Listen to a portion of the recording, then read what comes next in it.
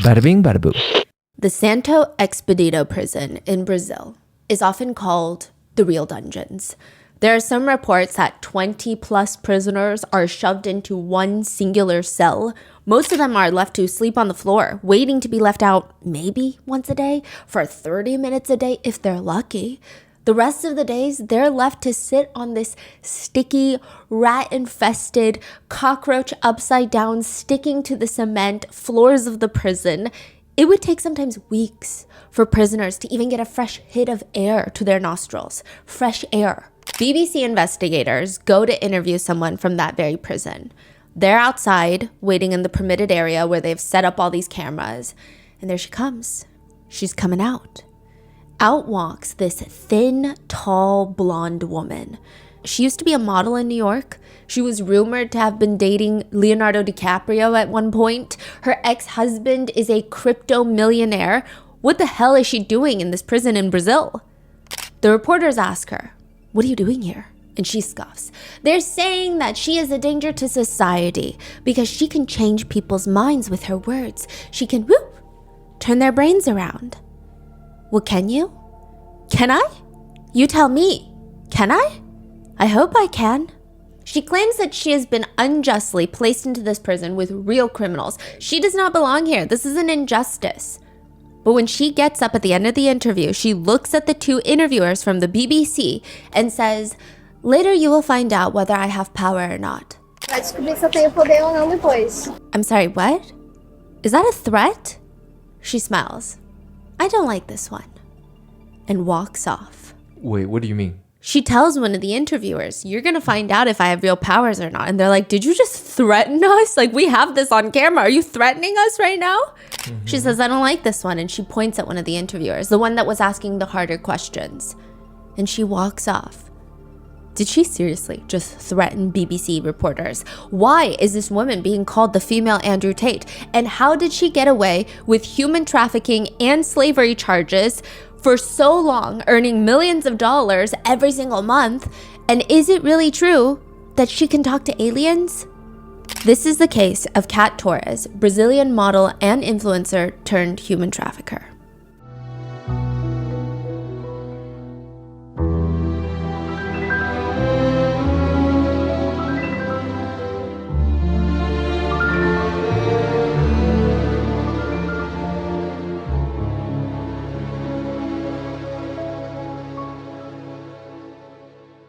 We would like to thank today's sponsors who have made it possible for Rotten Mango to support the Nomi Network.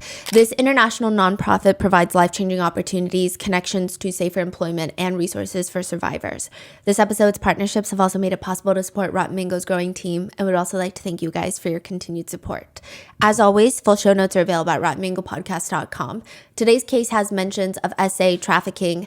The perpetrator of today's case also has various mental health diagnoses, but to be very clear, in an effort to destigmatize such diagnoses does not make someone inherently violent, nor is today's case a reliable representation of mental health or hallucinogens. We're going to get there. We had 2 books translated for the source material for this case. One was written by the perpetrator before she committed the crimes, and one was written by one of the victims. The victim was brave enough to share very in-depth details on the trauma that she endured while essentially being held hostage, and specific details of what she had to go through whilst being trafficked.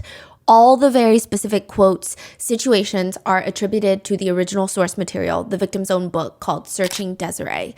I highly recommend you read it if possible. She does an incredible job at highlighting the process of how she was groomed by this famous influencer and ultimately victimized. Is the book in English or? It's in Portuguese. Oh. But it is remarkably insightful. So with that being said, let's get started. There is one sentiment in the world of high-end date arrangements. The higher the cost of the appointment, the stranger the request. One of Chanel's clients was willing to pay $3,000 for the hour. He worked for this major airline company. He takes her to the airport and opens the door to one of the airline's administration offices inside the airport. And she's terrified, but she does as she's told. He's got this big duffel bag with him. What the hell is in that? She scrunches her eyebrows and he unzips it, pulls out a flight attendant uniform. "Can you wear this?" She says, long story short, she fulfilled all of his sick fantasies that night. It was alarming. But not as alarming as, or well, weird as the party that she was invited to. I mean, on paper, the deal made sense. $24,000 for the night. There's going to be 11 clients, and Chanel would be hired along with another woman. Chanel goes thinking it's a bachelor party or a birthday celebration, retirement, I don't know, who knows? She shows up, it's a family. 4 uncles, 3 cousins, 2 brother-in-laws, and 2 brothers. The 2 women, they danced for the 11 family members, men. Eventually, they're taken into separate bedrooms upstairs, and the 11 family members were just going from one room to another, skippity-hoppiting between the 2 women. They're getting paid for the job. They consented, but it was definitely alarming nonetheless. Not a great night. But Chanel was taught very early on, just go into a trance, disassociate from what is happening, and power through. It's not great advice, but it's working, at least temporarily. But one of the more lucrative parties that you can be invited to and be hired to be a part of are bachelor parties, which is very depressing. Men are typically younger, and they're all acting like there's some sort of dooming apocalypse happening, like it's going to be the last night of their lives. But it does bring in the money, to the point where the dancers at the gentlemen's club, they would often break out into literal fights to be requested by the bachelor parties that are coming in. This particular one was not at the club. Chanel was hired on this big yacht to have fun with this new bachelor and all of his friends. And she says that she was mainly focused on the groom. He had asked her to be exclusive for the night, which means that, how much does she charge? Chanel's looking around. She's like, well, I got some targets I have to hit this month. She does some calculations and says, you know what? I'm going to ask for 5 times the normal rate of what I normally charge, which is already $10,000 an hour. So let's just see what happens. Without hesitation, he instantly transfers the money, and the 2 of them go into the master suite of the yacht. And after spending hours together, he decides to go back to his friends at the party upstairs on the deck of the yacht while Chanel showers. And as she's freshening up, ready to go back to work upstairs, she checks her phone, and there's a bunch of missed calls. Wait, how much did he transfer her? Like 50. Oh. Before she can call the missed caller back, she gets another ring from the same number. Hello? You've been exposed. You're all over the media. What? Chanel said that she could feel the blood drain completely from her face. She's feeling nauseous, dizzy. She feels like she needs to sit down. What do you mean? Don't worry. I have a plan. Everything is under control. How do you have everything under control if it's already out to the media? I need you to listen to me. Leave the bachelor party immediately. Do you hear me, Desiree? Desiree, she says, hearing her real name snapped something in her. It brought her back to reality. She was no longer Chanel, the one that gets hired for bachelor parties. She's back to being Desiree, and she feels like she's about to be sick.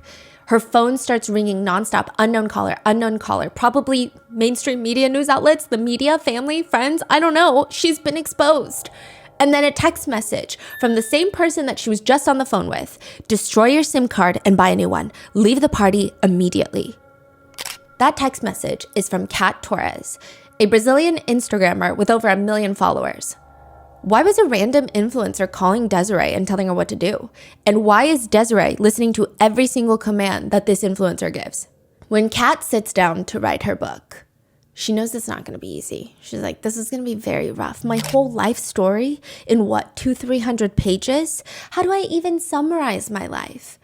But she did not know that there's these forces working against her. She said she was writing one of the most important parts of her book about the time that she had a paranormal experience. She was editing, rewording, writing all night long. And when she woke up, 40 pages of her manuscript were just missing, gone. Kat has never had this happen before. It's not like she fell asleep on her computer. It's not like she had a broken down old laptop. It is clear to Kat that whatever is happening is a supernatural higher power that does not want her to share her story. She even shares this in the book. She says this is something that she's used to because she's always been like this. Ever since she was little, she knew she was different. She heard voices. Well, it was mainly like one. She calls it The Voice, which is also the title of her book, The Voice, not the singing show. but just the voice. She would have deep conversations with the voice ever since she was young. At first, she thought it was the cat talking to her. She's like, "Are you talking to me? My cat is talking to me? Do you know how rich I would be if I could prove that my cat can talk to me?" But it wasn't the cat. It's like she's meant to be this medium. The spirits are talking to her, and they've always been talking to her. Even the last words of her book read, "Book written by Kat Torres and the voice. Praise be." During a talk show, Kat tells the host about her book and everything that she's been through. "I can read minds." And honestly, everyone could read minds if they truly wanted to. I can look at the audience right now and I can see what everyone is thinking. The host turns to her. "Then what am I thinking right now?" "I don't know. I would really need to concentrate. I would need to tune into your vibrations first to be able to read your thoughts. By the way, I can talk to aliens." "And what do the aliens tell you?" "Oh, it's nothing from this world. Since I was 8 years old, God gave me this energy and this voice." Kat Torres is absolutely unhinged. I'm just going to start with that. But she was also never meant to be rich. That's what people told her. They said, "You're never going to be rich." She grew up very, very impoverished in Brazil. Her dad was an alcoholic who would say things like, "Women are born to clean and cook, and they should be grateful that the world is even putting up with them." Her mom was never present. She was more focused on her marital troubles. Kat had this older sister who really never cared to suffer together. Sometimes everybody in the house would leave for days. There's nothing in the fridge. There's no food, no money. Kat has to fend for herself, and her sister would come back days later with snacks. Kat is not allowed to eat any of them because they're her sister's snacks that her sister bought with her own money, and she refuses to give Kat even a singular bite as she's just starving. In this house, it's every man for themselves. Kat turns this into sheer willpower and confidence.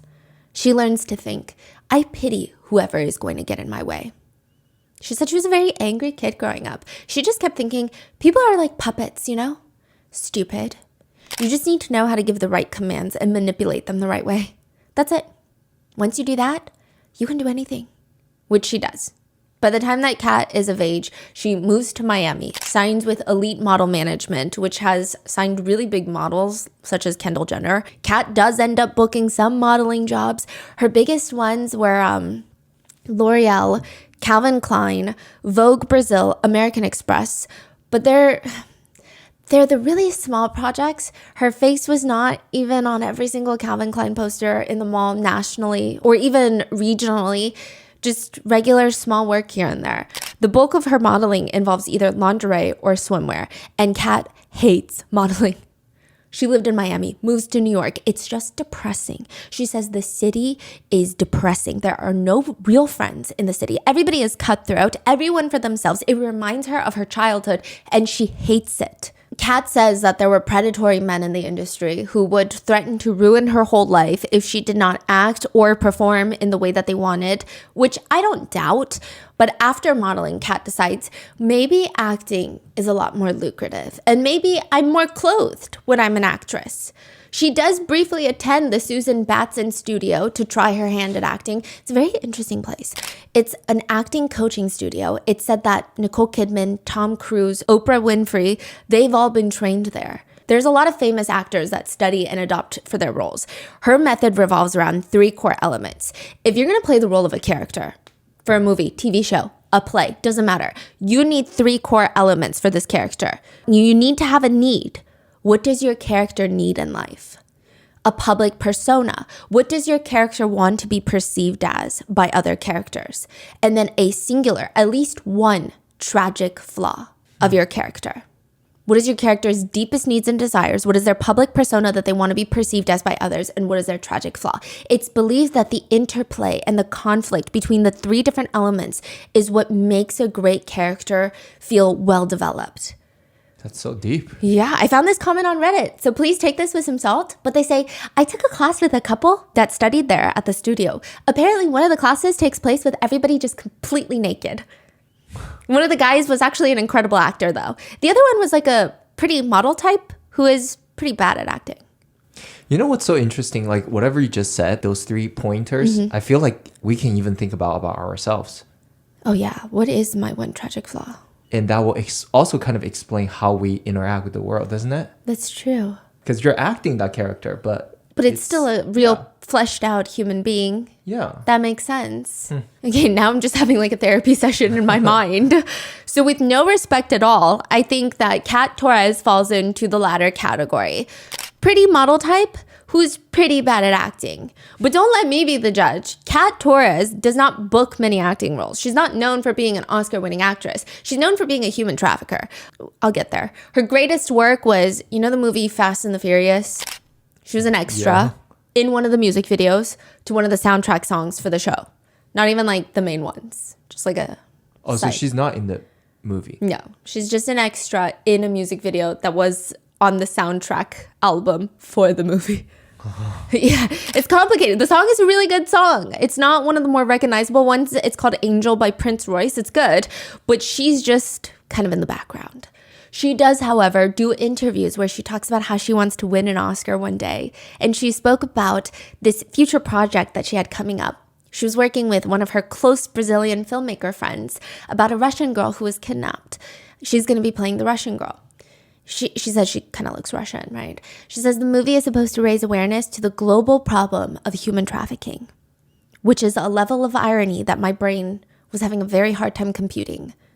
She mentions this in the interview, and her Brazilian filmmaker friend, his phone is blowing up. Everybody's congratulating him. Oh my God, you got the green light on the film. Congratulations. Why didn't you tell us? He's so confused what's happening. He reaches out to Kat because, yes, this was a very real idea that he had, but nothing was set in stone. Nothing was concrete. He didn't even cast Kat, nor is he doing the project. That's like if you told a random friend that you wanted to open up a farm one day. That'd be kind of nice. 2 years later, you click on their Instagram live and they're talking about how they're going to be the CEO to your chicken coop. And you're like, what is happening? What are you talking about? He tries to text Kat. She refuses to respond. Nothing ever comes of that. But this is all in the past, okay? This is pre-marriage Kat. She is a new woman now because she is married to American Colborne Bell, which is honestly the most American name. American what? Colborne Bell. That's his name. And it's like the most American name I've ever heard in my life. She gets married and the two had met in the Hollywood Hills at a Nepo baby's home. That's how he's described. He's apparently the son of one of the biggest musicians in Hollywood. He's much, much older. He's won 20 Grammys, this artist. And this is his son, who I don't know if he has any accolades of his own, but it's at his house that Kat Torres meets Colborne. She's hosting an ayahuasca session. Ayahuasca is a tea containing a plant mixture. It contains a natural hallucinogen that's known as DMT. So you take it, and it's reported to taste pretty nasty. It's got a thick, molasses-like texture. One person describes it like drinking motor oil diluted with a splash of water. It's disgusting, but it's not about the taste. It is about spiritual enlightenment. A lot of people will take ayahuasca to reach their inner selves, to hallucinate and purge their darkest thoughts. It's actually been used for thousands of years. In South American countries, mostly for religious and spiritual context, it's considered a medicine. But of course, because a bunch of Americans are taking it, a bunch of other Americans have gone down into South America to open up resorts, inviting people from America to come join this curated ceremony or journey where you come and get therapy in the form of a hallucinogen. And it's recommended that you don't go to an American-run resort. If you really want to try ayahuasca, you want to go to the people who have been practicing it for thousands of years. Because, yeah, there's been a lot of situations with the American-run resorts of essay accusations, allegations of really unsafe, dangerous practices. But one person who says that they've taken it said, ayahuasca dissolved the wall between myself and the world. I was staring into what I could only describe as the world's most honest mirror. It's like a horror show, but it was impossible to look away. I saw what I needed to see. When I was ready to see it, ayahuasca exposes the gap between who you think you are and who you actually are. The pain of seeing that gap for the first time was practically unbearable. Some studies have shown that it activates repressed memories that allow people to come into a new understanding of their past. It helps others work through memories of traumatic events. which, some people think it could be a drug that could help with depression and PTSD. But like any hallucinogen, I would be very wary. I think I'm self-aware enough to know that my brain is super easy to break. I don't think that I would ever be participating. One person who really loved the experience says, I saw 40 to 50 snakes coming out of someone's mouth and going into my mouth. I'm just saying, that would break my brain. And then the purge hits. You vomit, diarrhea, cry, laugh for 12 hours straight. They say that you're crying and vomiting out all the negativity in your life, the stress, anxiety, fears, regret, self-loathing. It's physically coming out of your body. You're purging it. He also states that he saw himself floating in his mother's womb, just suspended in flesh and fluids. And this was his way of seeing how his own mother's pain and confusion of raising a child for the first time must have been so difficult. He writes, then the scene shifts and I'm floating in what I assume is kind of a primordial soup. I think I'm a vibrating particle now, and string theory suddenly makes sense in a way that I could never explain. People say that a single ayahuasca trip is like a decade of therapy packed into one singular night, and that's probably an overstatement, but it's not wrong. For nights, I feel like I got a lifetime worth of anger and bitterness out of me. He continues, ayahuasca is the best and worst thing I've ever done. I spent a week staring down all my bullshit and all my insecurities, and it was totally liberating. But it was also terrifying, not something I want or need to see ever again. A question worth asking yourself is, if you looked into the world's most honest mirror, what would you see? And do you even really want to see it? Kat and the group are seemingly not doing it for religious purposes in a mansion in the Hollywood Hills. They're just doing it for the vibes. Their sessions would typically take place Saturday night, go all the way up until Sunday midday or even Sunday night. They would sit there in the mansion in the Hollywood Hills singing songs, and that's where Colburn and Kat start their relationship. Colburn Bell, if you look him up, he's mainly known for being one of the early crypto traders in the US. They met at ayahuasca ceremony in the Hollywood Hills, and during this time, Kat is going through a life cleanse. She's not having intimate relations with anyone. She's on a sexual cleanse. She just wants to reset her life. But when Colburn comes into her life, she jumps at the chance and she asks him out to dinner. And Colburn says, at first I was really hesitant because I wasn't ready to settle down into a serious relationship. I had concerns that I couldn't be at the level of commitment that Kat needed. But he also felt really bad because Kat would tell him about how she was essayed as a kid. Her parents would leave her starving at home, fending for herself. She never knew when her next meal was going to be. Then modeling was rough, and she just tells Colburn that she wants to settle down. She wants stability in her life. Modeling was so traumatic. These modeling agencies, she says, are just all fronts for work, selling beautiful women to ultra wealthy clients, and she doesn't want this life anymore. And it's kind of tugging at him because, maybe he can settle down too. The two get married within 6 months of meeting. And when they initially get married, Colburn says, I was not wealthy when we initially got married. So this is before he acquires a lot of his crypto assets. But somehow, Kat is posting on social media every single day, all these expensive things, Gucci bags, Prada bags, Balenciaga bags. He had no idea where she was getting this money, because it's definitely not from him, at least not in the beginning. The whole marriage itself actually is very odd. One would assume that one of the main reasons he wanted to marry Kat was because he thought she wanted to settle down, because that's what she said. But after they get married, she's obsessed with social media. She is so good at manipulating reality. That is what Colburn says. Sometimes she would go to a 5-star hotel, walk in there, ask to see the presidential suite because she works for a very wealthy couple who wanted her to take some pictures of the suite just to make sure it's to their liking before they book it for a month.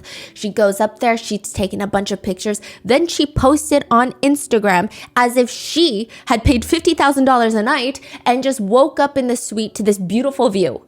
Good morning. Waking up to this view of Central Park in the presidential suite of the Plaza Hotel is a memory that I will forever cherish. Along those lines. She would stay up all night reading through all of her comments. She would freak out over the smallest remarks people would leave. And Kat was even a very famous meme at one point. The meme is a picture of Kat staring into the abyss.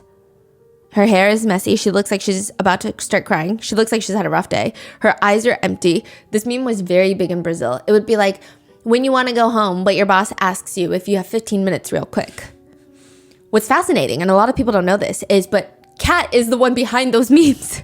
She would sit there and make Wow. 15 memes of herself every single day. She would take a picture of herself and study all the current trending jokes, and she would add a funny caption, and she would spend the entire day creating 15 memes, and sure enough, they go viral. Wow. Yeah. That is... Crazy. So she's clever. She knows, like, she just got to get her face out there. Yeah. Become famous. Yeah. Colburn says Kat was always doing something. Between her meme-making machine, tea ceremonies, acting classes, she would sleep maybe 2 to 4 hours every night. She barely slept. That mixed with the ayahuasca was probably not a great idea. It just... Kat says because she's a medium, it's a little bit different for her because she heard voices ever since she was a kid. She would take ayahuasca more frequently than most people. Some people take ayahuasca once in their life and they're like, I'm never going to do that again. It was a great experience, but I think it's a once in a lifetime. Like, you really don't need to do it again. Some people say, I do it maybe once every 2 years just to reset. Some people say, well, I've worked it into a few times a year. She would take it once every 2 weeks, whenever she felt like it. And she would enter into a 13-hour trance. She says, the things you see inside, I've already talked to Jesus Christ, and I didn't even believe in Jesus Christ. You can visit people. Your loved ones that died, your followers, you can visit them. Which is, I mean, it's supposed to be a thing where you see, I don't know, you see that, you think, wow, that's nice. I saw Jesus Christ. Maybe I should self-reflect. Maybe I'm religious. But clearly, Kat thinks this is a sign. One netizen says, yet while you can attain profound insights and breakthroughs with ayahuasca, you can also fall into deep delusions. It can be a deeply blissful and visionary experience, which can be its own sort of trap if you start chasing it, which many people fall into. This is part of the classic game of sensations. And there are very clear side effects of taking ayahuasca too frequently. And of course, it affects different people differently. One netizen writes, my mind and perception were bouncing back between evil and good. I could see and feel complete magic and light to complete darkness. Eventually, all the light went away and I became separate from everything and everyone, and there was just a void, and my personality had changed into something else. I actually ran away from the ceremony, thinking that I was running away from life. The energy in my body felt like poison. Every sound hurt my ears, and even food tasted bad. I became the ugliest version of myself that I didn't even recognize. They leave the resort, the retreat. They come back to America.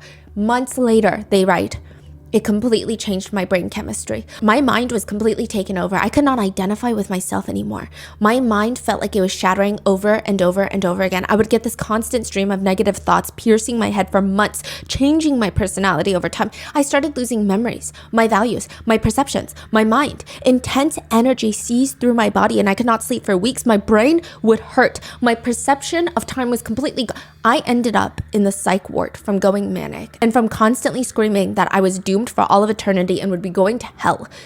All I could perceive was how I was going to be tortured for the rest of eternity, from the sounds of chainsaws and dogs barking to my teeth falling out and then being burned alive. I ended up in the ER 3 times. And the psych ward. I never had any mental illnesses in the past prior to taking ayahuasca. Now I find it hard to ever leave the house. I have major anxiety, depression, and fear. I lost my business. I lost my partner. I feel completely disconnected from my heart and spirit. I don't know what emotions are anymore. All I feel is despair. He later updates his Reddit post to say 1.5 years later, he finally feels somewhat normal again. 1.5 years later. Some people have reported if you go to the wrong retreats, if you go to the wrong practitioners, so-called American shamans who lure other Americans there to make money from their retreat, your mind could break because they don't facilitate it well. And if Kat Torres is the one facilitating the ayahuasca ceremony, I imagine it is not rooted in the great culture and history that it's supposed to be rooted in. Even Colburn, her husband, notices it. Colburn says their marriage starts deteriorating, just incinerating. Colburn is miserable. I don't know if it's the ayahuasca that she keeps taking, or maybe it's a personality issue, but everything Colburn does, Kat is upset. I wish I were joking, but she would have a dream that he's cheating on her, and she would wake up screaming and physically assaulting him over the dream. Not even just like, I'm mad at you, I had a dream. Just physically assaulting him. If he received any sort of message from a woman on his phone, it could be the banker that happens to be a woman. It could be his realtor that happens to be a woman. Hell, it could be his mom. Any woman on the phone, she will not ask questions. She will not gather context. She will not try to see if he's flirting with them. She'll immediately call that person and start cursing them out and threatening to kill them. They're located in LA right now, or? Yeah, so they moved from LA to New York. She moves around a lot, but primarily she's between LA and New York, and then eventually she'll settle down in Texas. Then one day Colburn comes home and there's this random Brazilian woman living with them. And he's like, who is she? What is she doing in our home? She follows me on Instagram. Okay, what is she doing in our home? She's going to help me with my business. I mean, you really have to be at like a lost cause stage of your relationship and marriage to no longer ask any follow-up questions. Colburn does not. He's like, yeah, I don't even care anymore. The random girl lives with them for 2 months before just vanishing. The random girl vanishes. Their beloved cat vanishes. And then Cat Torres vanishes. Wife, pet, random roommate he never wanted, all gone. Also with his car, gone. What the hell is happening? Colburn's trying to get in contact with Kat every single waking hour because, yeah, they were miserable, but this is also his wife and his cat and his car. I don't know which one matters more, but hello, at least give somebody a heads up. Nothing. She's gone. Days later, she calls back. Write this down. This is the address. You'll find the car with the cat inside. Where have you been? She just hangs up. He's got to go find his car and his cat, not Cat Torres, their actual feline cat. And he has to hire a private investigator to find Cat Torres so he can serve her the divorce papers. The divorce takes longer than the actual marriage, and Kat is just opening her mouth and saying things. She's accusing him of stealing $20,000 from her and turning it into $10 billion in crypto. He is a crypto millionaire, but he's not a billionaire. Mm-hmm. And she's just saying stuff. And he's like, what are you saying? This is ridiculous. Eventually, they divorce. Kat takes full ownership of her social media business. He takes full ownership of his crypto investments, and they split the value of the house in half. To put it nicely, Kat Torres, her life is like a bag of trash on the side of the road with gasoline poured all over it, just waiting for an arsonist to lit a match. When she announces her divorce online, a lot of people turn on her. Because Kat Torres was kind of annoying. I'm sorry. I have to say it. Even before anyone knew about her crimes, she's just kind of annoying. She wants you to know that her life is perfect. Everything about her is perfect. She's the one that's posting on every single holiday about how her husband would die for her. And it's to the point where it's like, okay, I feel like you're trying to prove something to me and not to yourself. Like, it's weird right now. And so when she announces the divorce, people are like, this is weird. She also starts clubbing a lot. And she was always known for, oh, I eat so clean. I'm all about a clean lifestyle. And now she's getting drunk every day. So her followers are like, you are kind of weird. But she decides, now is the time when my life is falling apart to become a life coach.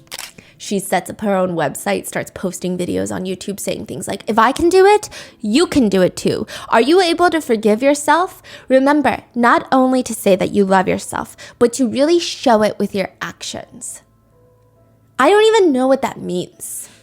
Okay? So get up, get out of your bed. Your life and your success are waiting for you. Your dreams are just around the corner. And it's like, no. You know what's around the corner when I get out of bed? A pile of laundry. Desiree, she lives in Germany with her boyfriend, Matt. Matt hates it, but it's also kind of all Matt's fault, so Desiree can't even help but hate Matt for it. And he knows that she knows it's his fault and that she hates him for it. That's what Desiree's dealing with right now. Desiree and Matt met in Canada as foreign exchange students. Desiree's from Brazil, Matt's from Germany, and Desiree saved up every single penny in Brazil to be able to come to Canada and study. And after a year and a half of dating Matt, out of nowhere, he's like, hey, so I'm thinking I'm going to move back to my home country, Germany. What do you mean?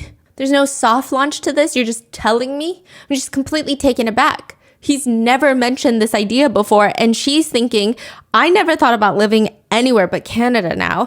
And that means if you move to Germany, either we're going to break up for good, because we can't do long distance prolonged, or I have to move to Germany. She talks to a few mutual friends, other foreign exchange students from Germany. Just be honest with me. Well, Germany's not known to be very welcoming to foreigners. These are what the German foreign exchange students are saying. let's just say a lot of locals don't like it when you don't know German. They're not very, there's not a lot of leeway. It's a lot of back and forth, but Desiree ends up doing it. She's going to move to Germany to be with Matt, and it's fine because they're both serious about their relationship. She's going to adapt. Why not? The Germans will love her. She's going to have cute little babies running around Germany. It'll be perfect. A few weeks after the move, everything falls apart, and Matt is super depressed. He doesn't like living in Germany.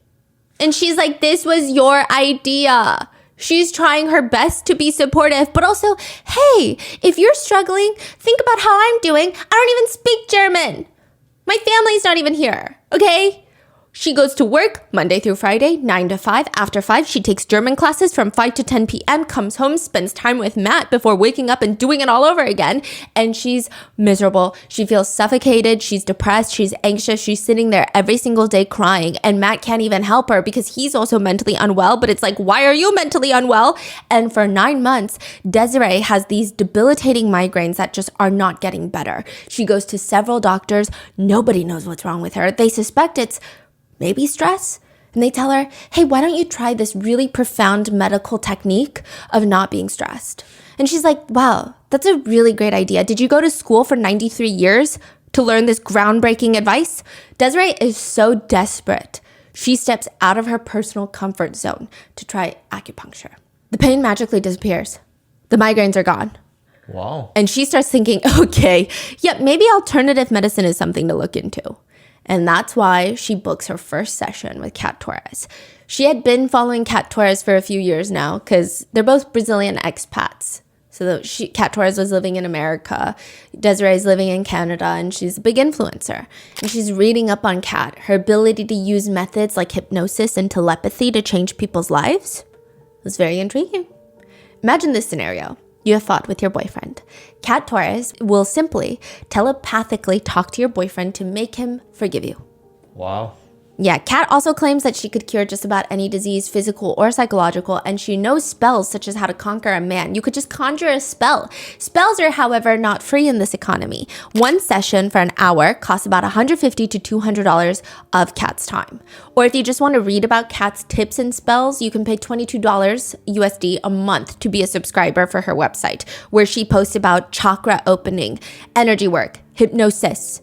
Desiree applies for a one-on-one consultation with Kat. The application is asking her for her zodiac sign, full name, and you have to make your social media profile public so that Kat can analyze your energy before the phone call. It's a Zoom call. And the very first phone call, Desiree is nervous because she's spending $150 for this. That's not a small amount. And Kat asks, what do you want to discuss today? My marriage mostly. She starts telling Kat about her marriage to Matt. Can I see a photo of Matt to analyze his energy? Ooh. I do not like what I'm feeling right now, Desiree. With your energy specifically, I could sense that you had a good heart. Your energy is shining brightly. It's the first thing that I see when I look at your pictures, but Matt, he's unreadable at first, but it's very clear that his energy is not compatible with yours. I do think that you guys need to get a divorce. That is the only best choice. However, I completely understand if you don't do it right now. I'm sure it's a lot of information to take in. Desiree is so freaking confused. Imagine you're just having small relationship problems in your life. You're like, okay, we've been fighting over the toilet seat or who does the dishes on Monday. And now suddenly they're like, divorce is the only option. What do you mean? This never even crossed her mind. Well, that's it for today's session, but I'm going to send over some material based on what we've discussed, and it's imperative that you follow these guidelines to the T, precisely. Kat sends over these audios of her, I guess like little mantras that she does to manifest a healthier relationship. And over the next few weeks, I don't know if Desiree is thinking it's helping or if her energy is shifting, but she's in a better place with Matt now. They're fighting less. She's less anxious. Everything is going well. So if one session with Kat can make such a good difference, why not another one? So over the next few months, she does more and more sessions with Kat, and she starts seeing more problems with Matt. Matt is too passive about everything. It's like he doesn't want to fight for her or the relationship. He just lets things happen to him in his life, and she doesn't like that. Meanwhile, Matt doesn't like the fact that every time they fight, Desiree is like, well, Kat said this. And he's like, who the hell is Kat? Why is she in our relationship?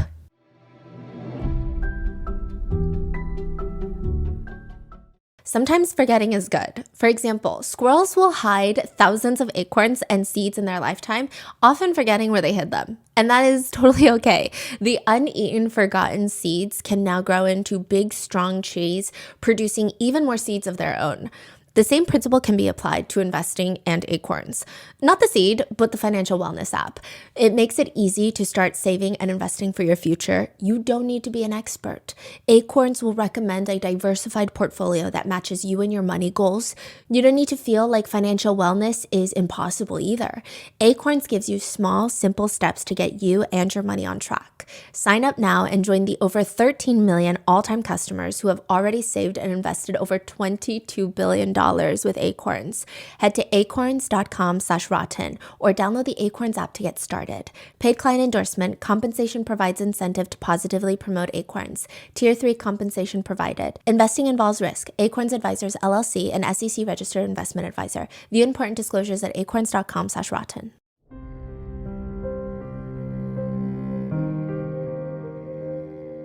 But unlike the first time that she talks to Kat, she slowly starts falling into a deep depression. She starts developing these sores on her eyelids that won't go away, these angry, inflamed sores. Again, she goes to all the best doctors in Berlin, and for 6 months, she can barely open her eyes because they're so swollen. Kat is the only one that feels confident enough to tell her what's wrong. Get a damp cloth infused with the list of herbs that I'm going to send you and take a bath with those same herbs. It's your pattern of living that keeps generating this illness. If you stop the pattern that you are living, the illness will also go away. Within a month, after directly, dutifully following all of Kat's instructions, Desiree's eye sores go away and they just never come back. And when Desiree would want to talk to Kat about it, how amazed she is, Kat would brush her off and redirects every little thing that Desiree brings up back to her marriage. I have the gift of premonition. And I'm telling you that your husband, Matt, is abusive. You just might not have seen it or witnessed it yet because you are in denial. My inner voice is telling me if you do not separate with him, something very bad will happen to you. It's confusing because when Desiree would bring up things or thoughts that she has about all of these with her friends, everything Kat is saying, she's asking her friends about it, and they would say, wait, what are you guys saying? You guys get along. You guys are perfect for each other. Yeah, everybody fights, but these are very normal fights you're bringing up. So what exactly happened with the eyesore? Nobody knows. Okay, so it was just some kind of medical condition and it's gone now because of Kat. And she says to Kat, you know, we've thought about what you've been saying, and Matt and I have decided that we're going to see a therapist. No. Your therapist will be German because you're in Germany. They will protect Matt's interest over yours 1,000% because he is German and you are Brazilian. You need to divorce him. No, but I love him. You know all your mysterious sicknesses that you've had since you've been with Matt? He has been hiring a witch who has been casting cursing spells against you. I didn't want to tell you this because I thought it would freak you out.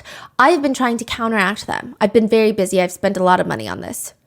After months of this, Desiree divorces Matt, blocks his number, and moves to the US to join Kat's coven of witches. Kat posts online about her powerful witch coven. She posts pictures of her newest members, Desiree, aka D, area of operation, Germany, USA, and Europe. Her public witch name has not yet been definitively defined. Strengths, her mental power, intelligence, wit, numbers, company, social relevance, and communication with customers. Followers and other witches. She is the one who saves us from society. We don't need to speak because D will speak for us. And that way, you will see everything you want and need. Kat writes about herself. Kat, Queen, Chief of the Witches is her second name. She is the one who commands the gang of witches and gives the orders and receives all the loyalty and gratitude of the sister witches. Witchcraft of intense power in the branch of love, money, and health. Healer, healing with the hands, healing with the mind, power of hypnosis, and mental manipulation of any person or animal heart that carries the answer to all the questions of the world. Angel, caretaker of the human race, protector of the weak and voiceless. Kat is an important tool for planetary change. She's the key to a new era of better humans. Where is she posting these? Instagram? Is this like her new little business, like a witch business? Yeah, where you can pay her to protect you and cast spells. So this Desiree is her new recruit. Yes. Into the business. Yes, but Desiree's like, I don't know what she's posting about because I'm not a witch. I don't even really believe in witchcraft. Like the herbs have been helping, but she thinks it's more so just an alternative medicine thing. It's not necessarily witchcraft. She doesn't think, at least not yet. Once she moves to the US, she slowly becomes indoctrinated by Kat. Then there's Letitia. It is written that Letitia is a major witch in caps. Very powerful, better known as the Capetta himself. Whoever messes with one of us is messing with her. And whoever messes with her is messing with the devil. The only witch Kat is afraid of is Letitia. And Kat is not afraid of anyone. Kat even made them all dye their hair blonde so that they could match, like little sister witches. They all lived together in Kat's new house in Texas. And to prove that they are a coven of witches, they even have a witchcraft room, which sounds like the least witchiest thing that you could call the room. Kat has this large altar in the room where she haphazardly set up a bunch of candles next to religious images. She's not even religious. She has these felt voodoo dolls. All their faces have a big frown and their eyes are stitched on X's. It's unclear who those voodoo dolls are. Everyone that's unfollowed Kat in the past, perhaps, I don't know. She also has a ton of bat's blood, which is believed to be used in various rituals, particularly for protection, breaking hexes, and committing curses. Most modern bat's blood ink does not actually contain actual bat's blood, but practitioners use it to inscribe words of power to enhance their spell work. You can also use it in spells to bind negative influences. Kat is like, welcome HGTV to my house tour. Here's my witchcraft room. This is where I pray to the angels. That's what Kat tells everyone in her life. Every day, I spend so much energy praying to the angels for their protection, health, and prosperity. At this point, Kat and her witch coven, just consisting of victims, they're all living in this single family home in Texas. It's Kat, Letitia. She is one of the main victims, but she has not come forward with her story. So a lot of this episode is based on Desiree because she gives firsthand accounts of what happened. And then Jessica, which is a fake name. Jessica leaves halfway through. So Jessica is not there as long as Desiree and Letitia are there. So there are 4 girls living in there. Yes, and Kat's multiple pets. A cat, a Bengal cat, like one of those big cats that look like tigers or like leopards. A ferret, a rabbit, a snake, scorpions, small aquatic caterpillars, spiders, parakeets, and a dog named Nathaniel. Wow. Yeah, as well as Kat's new husband, Zachary. Yeah, but it seems like it's mainly Kat running the house. She will say to everyone, I just want you to know that any of my clients that have not listened to my voice, they have ended up severely depressed or facing disastrous consequences in life. And there's just something about somebody who is so confident that you just feel like you can't argue with them. One former client who honestly is probably just another victim to the scam, but she says she paid for a session with Kat and Kat comes in aggressive. You're very insecure. She's like, whoa. Okay, I feel like that's rude. I feel like you shouldn't say that to a paying customer. I mean, I used my entire savings for this session. What do you mean? What do you mean? You're very insecure. And I know this because you have a very high-pitched voice. The confidence is what gets the client. Even after the call, she's swinging back and forth between what the hell is that about? And also, I guess it kind of makes sense. Like maybe she's seeing something that I'm not seeing. And it's just so obvious to her because she's so in tune with people. Maybe there's something deeply profound about this woman. You know what this reminds me of? This reminds me of where someone was reading me my horoscope. I love my astrology, people. I really do. However, I was absolutely nodding my head and resonating with every little thing that they were saying until it turned out that they were reading the horoscope for a Virgo and I'm a Sagittarius. But I was like, this is me. This is me. This is who I am. Yeah. And I feel it deep in my bones. And again, I love my astrology, people. However, in that specific scenario and with Kat, it's like factually correct, but applicable to many. That's the situation. But the sheer confidence that Kat has would probably have me second guessing myself. She would tell people to do their homework, which is to send proof that they've followed all of her directions. Write down all your negative thoughts on a piece of paper, all your negative thoughts about your life, your future, your career prospects. Write it down in a list, fill up the entire page, 2 pages, and then flush it down the toilet. It is like she is an industry plant for the plumbing industry because that is not safe. One client, let's call her Chloe, she is told by Kat to write down a list of everything she's looking for in an ideal man. Just all the traits that she wants in her future husband. Chloe listens. One day she meets a man And he's cute. He's sweet. She's going down her list. She's checking off nearly every single box except for one. But no other guy has gotten this close to checking off all the boxes. Chloe doesn't know what to do. So she calls Kat. What's the one thing that he does not check off? Kat is asking her. Chloe's like, intelligence. Kat tells her the only way is to do it. To have intimate relations with him. And I think it'll be okay. Chloe's like, this is kind of strange. I don't know if that's the right advice. Like, how would I know if he's intelligent by having intimate relations with him? I feel like it's not adding up. Chloe's still booking sessions with Kat, but side note, she's studying law, and it's been a lifelong dream of hers, and that's the only thing she cares about in life is her career, and Kat knows this, but during one random session, Kat tells her, the voice has been telling me about you. You need to work as a model. I used to be a model. You know, I know what I'm talking about, and I think you will do well. I'm flattered, Kat, but like I said, I'm trying to be a lawyer. I'm pretty serious about it. No, the voice is telling me that you need to quit school to pursue modeling. I can't see anything for you except making money using your appearance. The voice only ever talks to me about your appearance. Kat starts trying to convince Chloe to drop out of law school, move to the US with Kat, and become a model. Chloe suspects that this is not a normal life coach. She cuts off contact with Kat, and within the next few days, Kat tells her, I will curse you. I will curse your womb so that you will never be able to have children in the future ever. It's very scary. Which is why all of the roommates, Letitia, Desiree, and Jessica, they all follow the rules of the house. Rule number 1, the law of silence. In this Texas home, none of the witches, none of the girls, none of the victims in the house are allowed to communicate with each other. They can only talk directly with Kat. That is it. They are to stay in their separate rooms unless they are out doing chores.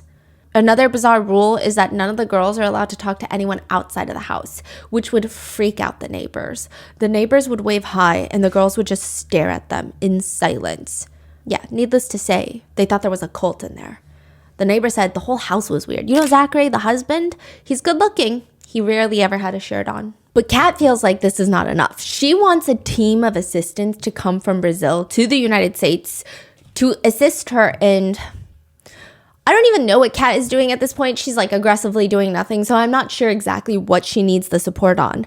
But she starts flying in people to Texas to live with her in this house. Side note, many of the assistants she would bring in are Brazilian, but they're already based in the US. Most of them had student visas. They're in college, which if you leave college, you start working, you lose your student visa and it becomes a big immigration nightmare. Technically, you risk getting deported. Nevertheless, a lot of women start coming in and trying to work with Kat because everything about her seems like she is trying to nurture other people and grow them into becoming this very successful woman that she claims to be. Eu quero vocês todos milionários e ponto final. Só que vender cursinho na internet não estava funcionando mais. Só que eu pensei, tem um site, as pessoas já se prepararam energeticamente, agora elas podem vir até a minha casa e eu vou mostrar pra elas o que é ter dinheiro. Então eu quero todo mundo aqui trabalhando comigo. Eu tô fazendo, eu tô trazendo os brasileiros pra cá. And when you instantly go to Kat's house, you have a rude awakening. Everything online, she presents herself as this very clean, put-together woman, but her entire house is disgustingly filthy. Kat parades around social media with this crazy aesthetic of being the mascot of Dawn dish soap. Basically, that's what it feels like. But everything is just filled with grime. She looks like the type to only eat organic food, eat home-cooked meals. Perhaps she's even fully keto, but their fridge is filthy even though it's empty. It's just really gross. And she's just getting bossed around. These assistants, they're told that you're going to come in, learn business building opportunities. But instead, you just get bossed around to clean toilets. Sometimes you would watch clients come in for alien baths. Alien what? Alien bath. It's like ayahuasca, but she puts you in a lukewarm bathtub filled with microplastics. She just be sprinkling Halloween decor from Party City into the bathtub. And she swirls it around, gives you ayahuasca, and then tries to convince you to come live with her. And this is not the first time that Kat hires assistants. Previously, when she was in New York, she hired assistants. Anna being one of her biggest victims of this, she was there for 3 months. Kat would practically torture her. Kat did not like to do anything alone. If Kat had to shower, Anna had to be there. If Kat had to do this, Anna had to be there. She did not like a moment of silence. It's like she couldn't even do adult things, not even a second by herself. The only time that Anna got a moment of rest is when Kat would go out to the clubs. She would sleep on the couch that was just covered in cat feces and urine. The feline, not cat Tauruses. Well, maybe. I don't know, right? It was just vile. But now, fast forward to Texas, Jessica is the main assistant, and she doesn't want to be there anymore. This is not what she signed up for, especially because there's a few other girls living in the house, which she was introduced to them, and she thought that they were all kind of going to be assistants. But one day, Kat instructs Jessica, you're going to drive the other girls to the local strip club. Jessica refuses. That's just weird. And then she ends up escaping later on because she's like, I feel like something weird is going to happen. I just don't have a good feeling about this. When Desiree gets hired at the local strip club, the gentleman's club, she more or less gets bullied into getting hired by Kat, who tells her that this is what her voice is telling her to do. When she gets hired, they ask for her stage name. She blurts out the first name that she can think of. Chanel. Great, Chanel. You start today. The other dancers are over there. The male manager points to the door at the end of the long hallway. It's semi-dark in the hallway. Go change, get ready, and hit the stage. She's wearing this bikini and denim shorts that Kat lent her. She looks good, right? But she takes a good look at herself in the mirror. She takes a deep breath and she heads towards the main stage. There's this overly sensual song that's playing. And she's like, I don't think I can do this. She's about to U-turn, but instead she takes a few shots of tequila, downs them, heads up onto the stage. The first song passes. Okay, it's not that bad. The audience is interested, kind of, right? I mean, she can't tell. She's so nervous. Then a second song starts playing. The manager is in the crowd, sternly motioning for her, like, remove your top, remove your top. She's like, what? No. She freezes, and the audience, the DJ, the manager, they start, like, pumping their fists in the air, encouraging her. She gives in, she removes her top, and she tries to black out the rest of the night. At the end of the night, she's in Kat's kitchen counting the money that she's earned, and Kat is so ecstatic. I told you could do it. Oh, Desiree, we're going to be so rich. Kat grabs the money from her. I'm going to manage the funds. I have a safe in my room that I can lock, and you should also leave your passport in the safe. You don't want one of the other girls at the club to find it and figure out your situation. By situation, Kat is referring to the fact that Desiree does not have legal status to work. She's here on like a tourist visa. And the manager of the club, it took a lot of convincing and almost begging on Kat's part to get Desiree hired without papers. She's working under the table. And Kat gets serious. Listen, the voice told me, you and I, we're going to open our business together. And we need funds. Desiree, you're so beautiful. You're going to find so many men there who value you like you deserve to be. But remember, you have to stay alert at all times. You cannot trust anyone. Your light is so bright, it attracts a lot of envy. Don't share the details of your life with anyone. I will give you an energy bracelet and necklace that's going to protect you. Desiree doesn't like it. But she decides she has to do this because this is what the voice in Kat's mind told her to do. So it must be true. The next day, Desiree goes to the club. It's like something happened. She gets up on the stage. It's no longer Desiree, it's Chanel. She's feeling powerful, like she's channeling someone else's energy. She can almost feel the money coming her way. She says she felt like she's not in her body. Her body is crawling, trying to seduce clients, and she's just letting it happen because this is what Kat told her to do. This is the only option she has.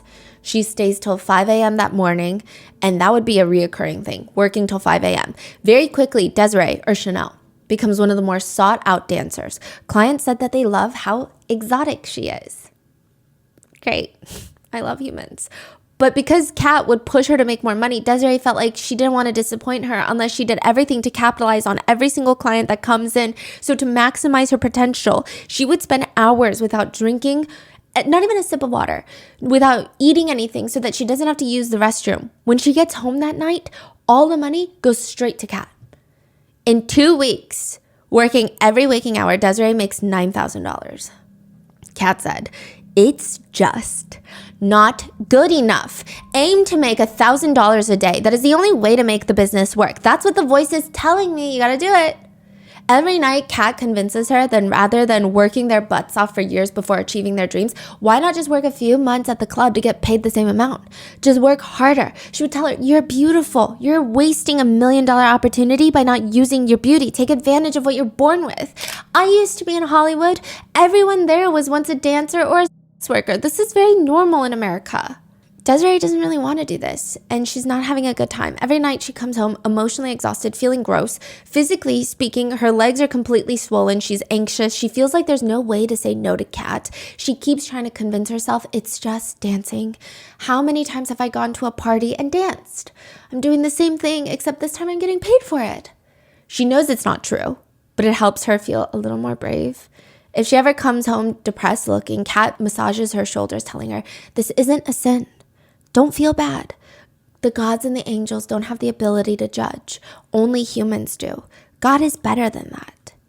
Besides, it's not supposed to feel easy and happy. If not, everybody else would do it and be successful and you would no longer be special. It's very difficult, I know, which is why only 1% of people succeed. You need to stay focused, Desiree, with no distractions. It's unclear if the other victims in the home were working at clubs. It's likely that they were, but they have not come forward themselves to state. But there has been evidence pointing to the fact that they were victimized the same way Desiree has been, which means not only is she taking Desiree's money, which is thousands of dollars a week, but also other victims. Everyone in the house did everything that Kat wanted. And Kat and her husband, Zach, would aggressively just exist, breathing in oxygen. They were professional couch potatoes. She says that she has all these health problems, so she cannot work, and Zach needs to stay at home to take care of her full time. But listen, one day, this is what Kat is telling Desiree. One day, you will not need to worry about anything. We will work together, focus on our business. We will be rich, and money will never be a problem again. Which is very easy for Kat to say when she gets to lay on the couch all day while Desiree has to go to work and has to fight to survive. Quite literally, because Desiree has been gaining a lot of attention with clients. She is one of the most popular dancers at this specific club.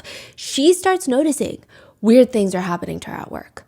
Once, mysteriously, her heel breaks. She almost sprains her ankle, trips, and breaks her nose on the stage. Almost, but she catches herself.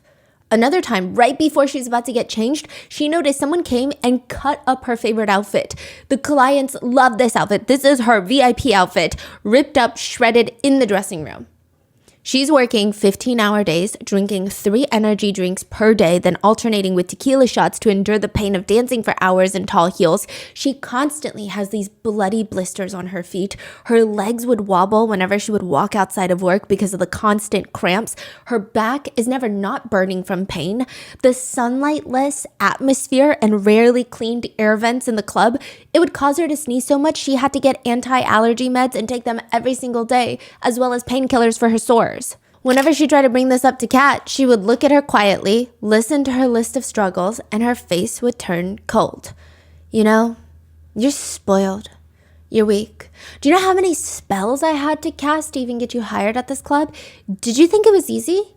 You say you have faith, but you don't trust the angels protecting you. You don't trust me. Look at how your life was before you met me and how it is now. Look at the abundance that you've learned from me. Successful people do whatever it takes to make it to the top. I thought you wanted this as badly as I did. If Desiree would bring up potentially moving back to Germany, Kat would sigh. I'm going to be honest with you. I don't want to scare you, but you keep talking about possibly going back to Berlin, so I need to tell you something. The voice told me that you have a financial curse in the past life. This is very serious. Not even witchcraft can reverse it. You are special, so the angels are giving you a chance. But for that, you need to strictly follow my instructions. You will not go back to Germany. If you do, you will never achieve wealth and abundance, and your opportunity is now or never.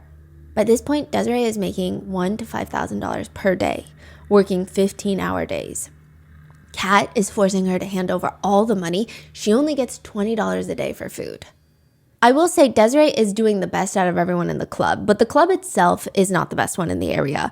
And they have a variety of clients. Desiree describes them as emotionally immature men, unhappy husbands, disillusioned men, businessmen, rappers, lawyers, athletes, and most dangerously, the drug dealers. The drug dealers aren't even here to see the girls. They're here to make clients of the girls and the other customers. It's an hourly thing that the clients will ask Desiree to do drugs with them. Come on, have fun. She always tells them no, but that doesn't stop them from trying to roofie her. She's been roofied multiple times by clients in the club that she works at. In the VIP rooms, yes, there are rules. No touching rules. But she can count more times that men in there will still, for whatever reason, I don't know, mysterious reason, they will start unbuttoning their pants as if they have something special in there that other men do not, which, like, side note, they don't. They say dancers can also predict the downturn of an economy faster than economists. They can gauge how much disposable income someone has. And right now is not a good time for the club. The economy is fine, but the club nearby is doing drink promotions around the same time. And at the same time, at this club that Desiree's in, there's a shooting inside the club between two customers, and the girls are fleeing. They're hiding in the bathroom. Clients are naturally apprehensive about coming back for a while, and Desiree is traumatized. She thought she was going to die that day. And that weekend, she still worked because Kat made her. And instead of making $1,000 for a 15-hour day, she made $100 because no one's coming in. Kat threw a chair at her. You're so stupid. You don't want to prosper in life. Stop making some stupid excuse and try harder. The next day, Kat starts talking to Desiree about an easier way to make money. No blisters on your feet. Are we going to open our business now? No, it's too soon. But you can start seeing men from the club outside of the club. What? Everyone does it. It's normal. No one's going to judge you for doing what you need to do to survive. Everybody in Hollywood starts off as escorts. All the Oscar-winning actresses, they were all escorts at one point. With Kat's exhaustive, nonstop urging, forcing, begging, Desiree finally asks one of the girls at the club, "You do that. What is it like?" And she tells her very grimly, "It's fine. The secret is to disassociate from yourself. If you can emotionally disconnect from the situation and stay in a trance, it's going to be a lot easier for you."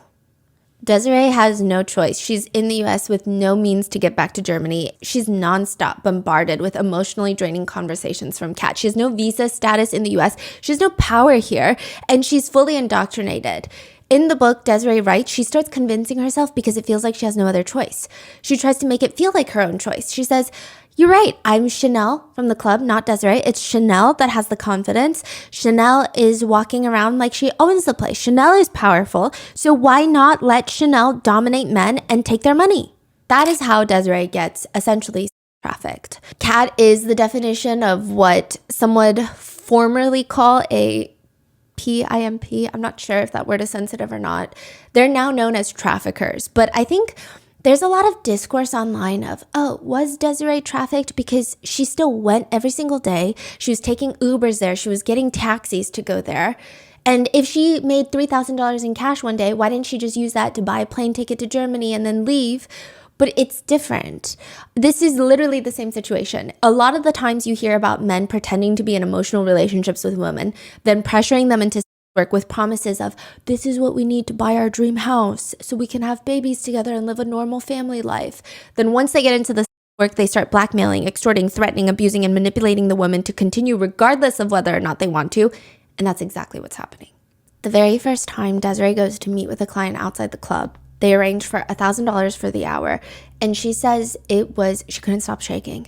She had all these questions of, can I stop when I want? What if the protection breaks and I catch an uncurable disease? What if the client is an undercover cop who's going to arrest me? What if he's a serial killer and he kills me?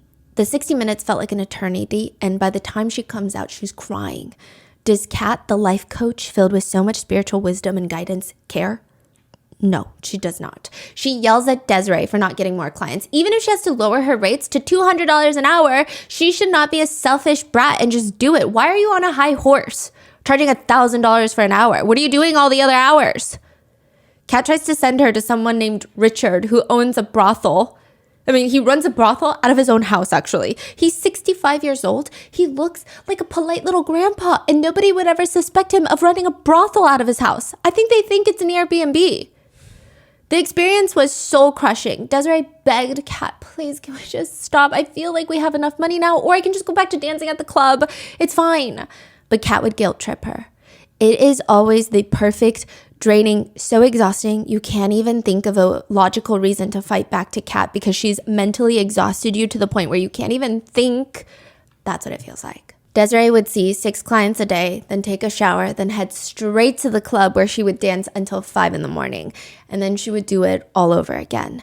Meanwhile, just to emphasize how insufferable and evil Kat is, she starts spending Desiree's money on hiring a personal trainer for her husband, Zach, because she said the angels told her he's going to be a professional MMA fighter that's going to earn millions throughout his career. In order to do this, Desiree needs to make $2,000 a day at a minimum so that they can save up for their business and also pay for Zach's future. Kat set up a gym in the house, brought in a massage chair, brought in personal trainers, and then encouraged Zach to get a scorpion tattoo on his chest because it's going to make him look a lot more aggressive. The more Zach's career is not growing, but he needs more training, Desiree has to work harder. Now the new target is $3,000 a day. And the new rule is Desiree is not allowed to come back home unless she meets her target for the day. Desiree says there were so many nights that she would fall asleep on the street because she did not meet the goal. She's not allowed back in the house. Some days she worked 24 hours straight without sleeping. But again, if she doesn't meet the goal, Kat accuses her of being lazy. Months go by, Desiree is trying so hard to meet these exhausting targets. She's always tired and she can't even think of escaping at this point. She says at this point, she starts feeling like, yeah, this girl does not have my best intentions, but I'm so mentally drained. I don't even know how to, the resistance to stop this cycle feels impossible. But by far, one of the more egregious things that Kat does is suddenly she has this new plan that Desiree would scam one of her wealthiest clients. So a lot of the clients are paying $1,000, $2,000 for the hour. She has this one very influential client that's paying $15,000 for the hour and tipping her like $3,000, $5,000. Kat's new plan is Desiree is going to get pregnant by this man and blackmail him. Kat tells Desiree to keep having unprotected intimate times with her top client and then go take her IUD out, which by the way is so painful. And Kat is telling her the whole way through, you know, my biggest regret in life is that when I was modeling, I was around so many millionaires and I didn't get pregnant by one of them. Desiree refuses. She's like, I'm not going to bring a child into this world so that I can scam someone out of money. Are you crazy? That's a literal human being that I'm bringing into the world on this. This is the setup you want? Kat forces her to go to the hospital to remove her IUD. The hospital sternly tells her, do not have intimate relations for the next few days. And this is going to hurt a lot. It does. It's so painful. They get home and Kat is telling her she needs to go back to work right now. Are you crazy? Desiree is crying in pain. She can't go back to work. Kat starts screaming at her. You are being so selfish. You know that? If you stop working, then everyone in this house is going to be punished by the voice. Desiree goes back to work. Not only that, she's in severe pain and she develops a severe infection. It's only then that the doctor is like, hey, so you really need to like cut it out. Otherwise you can never have intimate relations ever again. So 2 weeks, you're going to be on antibiotics. Kat only let her rest 2 days before forcing her to the club and forcing her to do house chores. She would tell her, it's all in your head, the pain. Yet guess what, Kat? The voices are all in your head too. Meanwhile, Kat is just going around spending so much money on all of these Halloween decor, honestly, that she's calling witchcraft. The weekly expense for, quote, witchcraft, which is such a vague bookkeeping label, is around $3,000 a week. Kat says this is so necessary to perform and destroy their enemies. They have to perform spells. And eventually, the targets keep going up, and now the daily target is $20,000. In 1 month alone, a really busy month, Desiree made $1 million. In a month. The next plan was to earn another $1 million in the next 1.5 months, and Kat told her, okay, I promise, with this $2 million, it'll finally be enough. We'll finally start our business with a nice emergency fund. It'll be great. And whilst this is happening, Kat is fighting all these other battles. She's constantly fighting with Zach's dad. So Zach is 19 when they met. Yeah, Kat is many years older, like over a decade older. And she has a lot of scandalous pictures on their Instagram. Zach comes from a very religious family. They end up getting married. Zach is running away with her. And anytime Zach's father tries to reach out, Kat would even post a threat to her own Instagram saying, I want you to die. I hope you listen to this. You understand this? Die. Leave me and my family alone. And one of Kat's witches, the other victim in this case, Letitia, posts online. So this is all happening while they're being trafficked. Allegedly, Letitia's being trafficked, but Desiree, right? I'm here to speak in the name of Kat Torres because the world is in danger. Kat Torres is in danger. Mark Zuckerberg, Vladimir Putin, they need to find Kat Torres. They need to save the world from war. If they don't see this message, the messages post on this Instagram account, the world will be destroyed. So this is another aspect to how they were likely human trafficked. It seems like the girls were either so exhausted and indoctrinated and perhaps sleep deprived, nutrition deprived, isolated from everyone, but also maybe they were undergoing intense ayahuasca sessions. Because in a lot of the videos, Letitia does not seem like she's in her right state of mind. Her family members would see the videos that Kat is actively posting onto her Instagram and be like, what is happening right now? Kat would go on to Instagram to talk about how she can end the Russia-Ukraine war. Additionally, she states that if every single person PayPals her and she can make $2,500, she will tell the world the secret to stopping the Russia-Ukraine war. Which I don't know what the correlation is. Is this like the price for human life for Kat? It's weird. This was like what, last couple years? Or? 2022. Wow. When she gets the money, because surprisingly people donated, she never live streams about it ever again. Never explains anything. There are speculations that there's some truth to everything. A lot of people that knew Kat think that the ayahuasca melted her brain. I don't know if that's a good excuse. I don't know. I've never done ayahuasca, so I don't know how much of your core values it can genuinely change, or if it just brings out the evil in some people that already have it, that's just dormant in their bodies. I have no clue. But everything she says, there's some pertinence there that leads back to ayahuasca. Like there's some truth in everything, but not really. It's like she's still hallucinating is what a lot of people say. So for example, she's saying she knows how to end the Russia-Ukraine war. Everything she is saying is absolutely insane. And horse manure is probably worth more than the information she might have. But at some point in her life, she was dating someone that was very close friends with Vladimir Putin, allegedly. Even Colburn, her ex-husband, believes that Kat had been in a relationship with a Russian oligarch when she first arrived in New York City. That's how she was funding her entire lifestyle. She was not a good model. I'm sorry, she's beautiful, I guess conventionally, not on the inside. She's living in 123 Washington Street at the W Residences. It's like $8,000 for a basic unit. She's buying designer bags. Every single month, she would go and fly to the most beautiful resort and just stay there for weeks at a time. There's no way that she's funding this with her modeling career. She also knew, allegedly, very specific Ukrainian ports that Russia wanted because it would give them maritime access to Turkey, which would help them facilitate oil distribution without passing through other parts of Europe. So it's very oddly specific. It felt like she must have known someone who knew the ins and outs of what the Russian government, or well, Putin, was interested in. But that relationship with the alleged Russian oligarch fell apart when Kat had this issue with her left breast. She insisted it was a flesh-eating bacteria that was eating away at her chest. Whatever it was pretty bad. It was an opened wound about 4 inches deep. Most sources state that she did have surgery, but she claims in her book that she healed it with the law of attraction. So I am inclined to believe that she did have surgery. Now, according to Kat's roommate at the time, he says, my understanding was there was a Russian oligarch that was taking care of her. He was paying for that apartment. Then she said that she had a flesh-eating disease, had to have her breast removed and reconstructed. Once she had the surgery, I think most of those men were gone. It seemed to me that after she was no longer useful as a conquest, I think those men, they weren't really there for her. When the whole I can save the world gets old, Kat has a new message for all of her followers.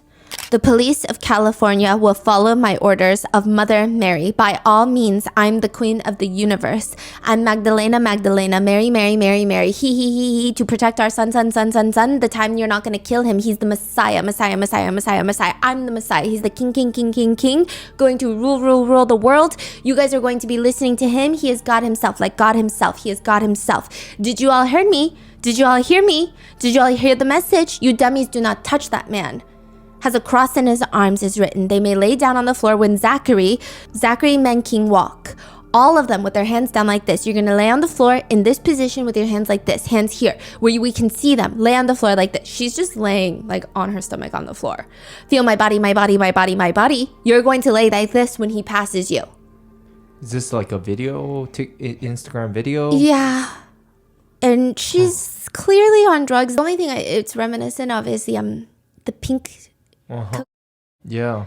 Because she was like pink, pink, pink, pink, pink. And that was the only time I had seen the repetition of specific words and sentences. And she keeps doing that.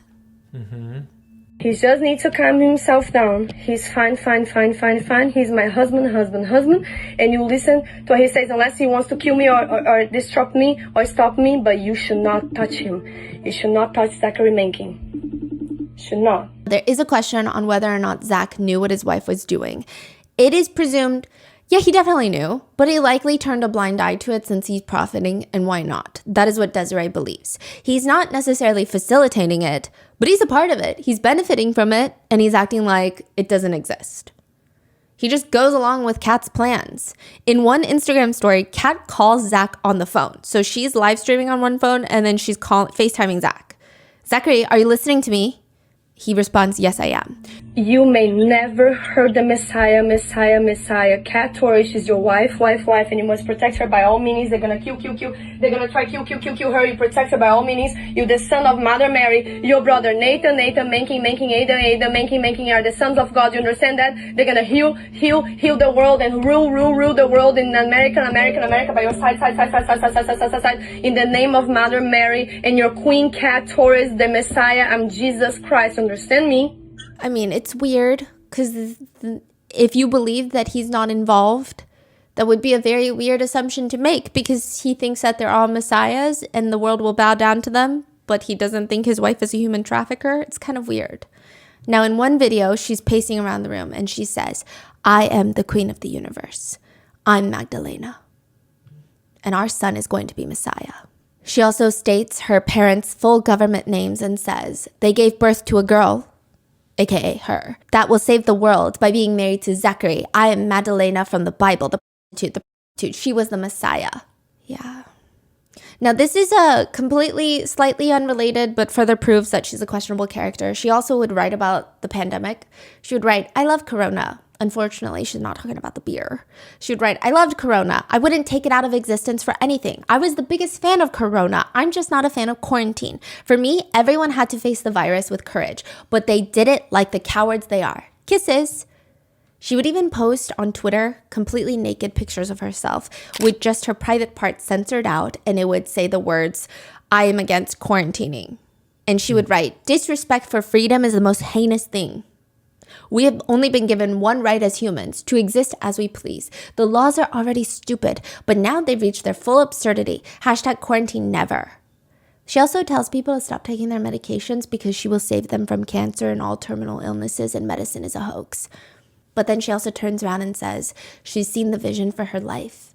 And her new vision is to move back to Brazil, open up a brothel, hire a bunch of 14-year-old girls who will serve as the workers, but also as witches. That's what she said? Yeah. If you are to ever point out how odd that is, she has a message for her haters. You will get cancer in your ass. You will have diarrhea today until your guts fall out. You're a loser who will never achieve anything in life. Sometimes she'll target specific haters and say, I heard she just had a daughter. I hope she's ugly. Specific what? Haters. Oh. Yeah. Huh. Yeah. If she really feels anger towards someone, she will post online to her millions of followers, your skull will be placed in a special place in my home. She'll also say things like, now I want to see if I can make you lose all your children. It's a lot. Now, at this point, people are just seeing this online. They don't know that she is involved in human trafficking and is going to be arrested on slavery-related charges. They just know that she's losing her mind and they think that she's the former girlfriend of Leonardo DiCaprio. Let's touch on that real quick. She probably has it out for Leonardo DiCaprio also at this point. Kat Torres was first acknowledged by Hollywood in 2013 when the ever-reputable, peer-reviewed academic publication The Daily Mail starts posting pictures of Leonardo DiCaprio in France at the Cannes Festival with thought-provoking titles such as Leo out with his new blondie, Leo's new Brazilian girlfriend.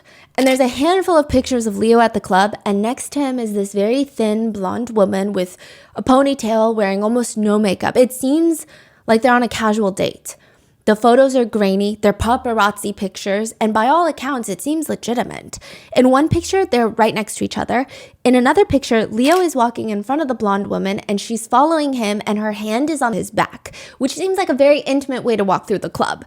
If you just see the pictures, I'd be like, okay, yeah, they're dating, they're in a situationship or whatever Leo does. That is exactly how people first hear about Kat Torres as his new potential girlfriend. Within 24 hours, people forget her name because it's not remarkably important. They're like, he dates so many people. So it is her in the photo. Yes. Now, in the US, people forget about her. In Brazil, the newspaper Extra goes and does an interview with Kat, and she neither confirms nor denies her relationship with Leo, which I think is indirectly confirming it. She's being coy. She's being very smart even. She's saying, I met Leo in Cannes. We are staying in the same house during the festival. As for the photo, I don't know how they even got those pictures because we had security all over, and no one could even get close enough under any circumstances. Yeah, Leo's incredible, but I worry what he'll think about me talking to you guys. We have a pact that nothing can ever be said about our relationship. And you know, when we were in Europe, it was very different. People would see us together in many places and they don't really care. They don't need to ask us about anything. We're just normal people. She might as well have said, Leonardo DiCaprio asked me to marry him in Vegas tomorrow and I'm actually pregnant with his triplets who we will be naming Leo, Leia, and Leonard. In the same interview, Kat even confirms she's going to be moving from Paris to Manhattan. She's like, I'm going to be moving to New York City, which everyone's like, wait, okay, this seems like it's getting serious with Leonardo DiCaprio. Except none of this is true, not even in the slightest. What? Kat did indeed rub shoulders with Leo in France. He claims they never even dated. Right after those pictures were taken, he went to go have dinner with his girlfriend. Another model. Yeah.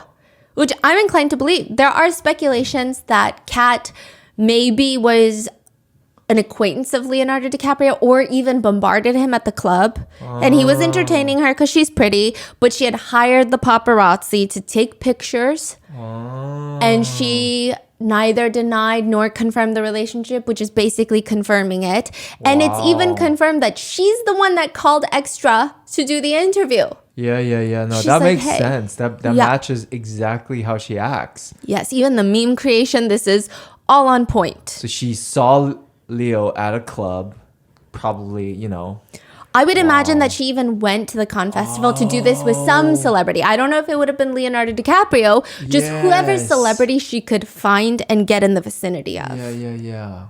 Wow. Now, near the end of 2022, a story starts going viral in Brazil. There's this Brazilian influencer luring young women to America, and then they vanish. The young women are kind of missing. They're not connected to each other. It's the strangest thing, and it's even more bizarre because you can see videos of them online, but they're technically missing. The two main missing persons cases that even mainstream media outlets in Brazil get involved with are that of 21-year-old Letitia and 25-year-old Desiree. Desiree's friends started an Instagram account for her called @SearchingDesiree, which is also the name of her book. They start making posts in Portuguese, German, because she was in Germany at one point, in English, asking people to help find Desiree. They didn't see all the videos? Eventually they do, but even then, they feel like Kat is holding her hostage. So it goes from she's just missing to actually we know where she is. I mean, not her geographical location, but we know who she's with, but we need help. It's actually tricky, you know? They don't know exactly how to go about it. Desiree's family know that Desiree was doing consultations with Kat, but last they knew she was in Germany. And then eventually, she moves to Texas because Kat tells her life is falling apart and she needs Desiree to come help her. Desiree was only supposed to be in Texas for a month for her tourist visa. Ends up staying for much longer than that, essentially being held captive. As for Letitia, her parents come out and state that she went to Brazil on an au pair program. She's gonna live with the host family, take care of their child, do other things, and really get integrated into American culture. She leaves that au pair host family to go live with Kat. And she just goes off the grid. The only time they see her is allegedly holding a glass of ayahuasca, doing videos talking about alien baths, where Kat Torres is throwing in little sparkles and sprinkles and just microplastics into the bathtub. It seems like they're drinking ayahuasca because she seems very out of it. In other videos, Letitia is seen never smiling, brushing Kat's hair. She seems drunk. She's not behaving normally. And both families are starting to freak out. And because I think it's an interesting situation of they're missing, but they're also caught on this big influencer's videos. It goes viral. Yeah. Kat starts posting unhinged things at this point, which does not help her case. She says, just so you know, I've already started talking to all of y'all's brains. In a few years, some of my faithful followers will be living in the US with me with a green card and everything. How do I know? Because I'm going to do it for you. Just like I did it for Letitia and Desiree, they showed me loyalty and they deserve their place. Take a good look at Letitia's life. With American documents and all, I have the power to get everything I want, but you guys don't want to believe it yet. Just wait. Wait till my son is the president of the USA and rules the whole world, then you will understand. I just haven't become the president of Brazil yet because I didn't want to. The human slaves of the population will be very nice to me. They will want me to save Brazil. If I convince myself to do that, then yes, you are talking to the future president of Brazil. They still don't believe it. Start investigating my life and you will know who I am and what I am involved with to this day. This is her response to everyone saying, hey, are you holding these two women captive? She starts posting more weird stories, writing, Dears, my plan is to take several of my faithful followers and bring them here to live with me, to be the owners of the world with me, on the throne, just like I did with Letitia, just like I did with Zach, my husband, just like I did with everybody else. She goes on to allege that Letitia's parents were abusive, which everybody who knows the family denies these claims. She goes on to claim that Letitia and Desiree are running away from their toxic family and friends who are jealous of them. She says, I am God, and they are ants compared to me. And I have real pity for these poor, poor people. And believe me, I tried not to post on here, but it's getting out of control. It keeps growing. You did not make her life, Letitia's mom. I swear to you, by God, I will finish yours first. And you don't deserve this attention, and you don't deserve anything, and there won't even be anything. Letitia will never speak to you again and be forced to tolerate your abuses. She even forces Letitia and Desiree to make videos, but it's very clear that they don't mean anything they say. It looks like they're being held hostage to say these things. There was another famous model by the name of Yasmin who gets involved, and she just comments on one of Kat's posts like, where is Letitia? Kat goes off on her. She claims now that Yasmin actually human trafficked Letitia and Kat saved Letitia. These are big, crazy allegations. Just absolutely insane. And eventually, they all go on the run. They leave Texas because they've already had one wellness check by the police, and it seems to be escalating further. The more that they're accusing other people of human trafficking, naturally, the case is going to get bigger, especially if they're accusing other high-profile people. So more people are catching on. Interpol is called. The US FBI is called. Everybody's getting called. They leave their house in Texas. They leave some food for the pets, and they just walk away. They walk away. They start driving all the way to Maine, to Connecticut. They're going all over the place. And while they're on the run, Desiree and Letitia had profiles on escort websites. Those hit mainstream media. And Desiree and Letitia feel like their lives are falling apart because Kat told them no one would know about this. Is it the beginning of the episodes? Yeah. So she was on a yacht. And she leaves and they pack up their things and they go on the run. Because all of this is happening while she's engaged in work. I see. So they pack up all their things, they go on the run, and while they're out there going from state to state, Kat looks at Desiree and tells her, okay, now we need to go to a shop and buy sunglasses and wigs so you can still engage in work. The three girls are eventually arrested, brought in for questioning. It's very clear to investigators that Letitia and Desiree are victims. The speculations circulating online that they're being human trafficked are likely true from the investigator's standpoint. Just based off the way the girls are acting, it's very clear they were victimized. They're distrustful of the authority. They feel like the investigators are going to arrest them and penalize them so deeply for prostitution charges instead of being honest about what Kat is doing. It actually takes Desiree 49 days in prison to realize that she's been human trafficked. And it was because she was walking through the cells being escorted back to her cell. And she saw this poster on the side of the prison wall that said, human trafficking, what are the signs? It's like one of those posters you see. Wow. And for some reason, it just clicked. She's like, oh my God, I didn't know I was being human trafficked because I thought I was still going there. It's not like she had me chained up. I was confused. I thought she had my best interest. I thought I was doing this for us. Wow. Eventually, all three get deported. Kat Torres was in the US on an O1 visa, which means you possess extraordinary talent. She was a beauty pageant queen, which allegedly she bought the title. She gets to immigrate to the US because of that. And then for Desiree and Letitia, they were on tourist visas or an au pair visa, and then they overstayed their visit. So all three of them get deported, and Kat is going to be tried in Brazil. For the girls, none of their lives have been normal. Letitia has been very private. Desiree says for months she suffered from panic attacks, migraines, insomnia, nightmares. It's still bad, but writing the book helped consolidate a lot of her feelings. And while all her other victims are trying to rebuild her lives, Kat says she's innocent. In a recent BBC interview, she states, "When I was seeing the people testifying, they were saying so many lies, so many lies. People are saying that I am a problem outside, that I can take the minds of the people and change them. I am 1.5 years in jail, in real jail, with real people that committed real crimes. We're talking about people that killed 10 people, 16 people. When I was seeing the people testifying, just lies." I almost started laughing. I couldn't stop laughing. I believe maybe I'm here for more than 20 days, 10 days, because there's no proof. So there isn't a crime. There's no way. Then why would the judge be keeping you in prison if you don't deserve to be here? Because the people are saying that I am the problem outside. I take the minds of the people. People are saying I'm a fake guru. But at the same time, they're saying that I'm so real, I'm so dangerous, that I can take his mind or whoever's mind and change his mind. You know, I have a voice that spoke with me, and my whole life I would tell people, oh, so the voice is saying this to you, saying this to you, saying that to you, and the voice will be saying this, and people will just bend down to me and be like, oh my God, give me some advice, please. Like this very rich, very powerful people. You choose to believe whatever you choose to believe. I can tell you I'm Jesus, and you can see Jesus or you can see the devil. That's it. And then she just keeps rambling. So there are people who are born with no talents, and then there are people born with all talents. I think that is me. Okay, nobody asked. I used to sing in California, so people want me to sing. I have so many people talking to me. What should I do? Where should I go? Fame will catch me wherever I am.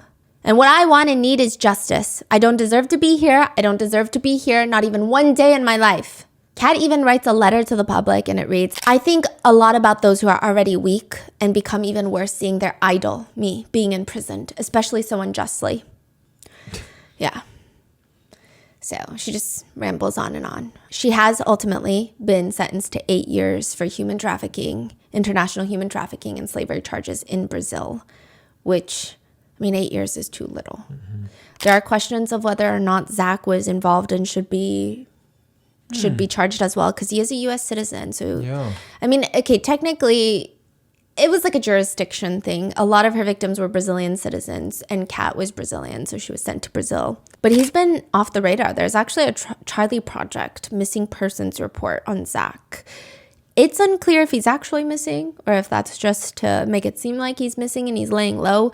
The last people heard of him publicly, he was trying to set up a GoFundMe so that he could visit Kat in Brazil in prison. So, wow. He could be in Brazil for all we know. I don't know. A lot of people just think this is one of the crazier cases. I think that when I was watching even the BBC documentary, I didn't know, I knew how bad it was considering what she was convicted of. But reading Desiree's book that our Portuguese-speaking translators were able to translate for me, the way she did it is a lot more insidious than people believe. It just seems... The meticulous thought that went into all of it, the way that I was emotionally exhausted reading what Kat was saying to Desiree. Mm-hmm. I can't imagine witnessing and experiencing it. It makes sense. But that is the case of Kat Torres. What are your thoughts? Let me know in the comments, and I will see you guys in the next one. Stay safe.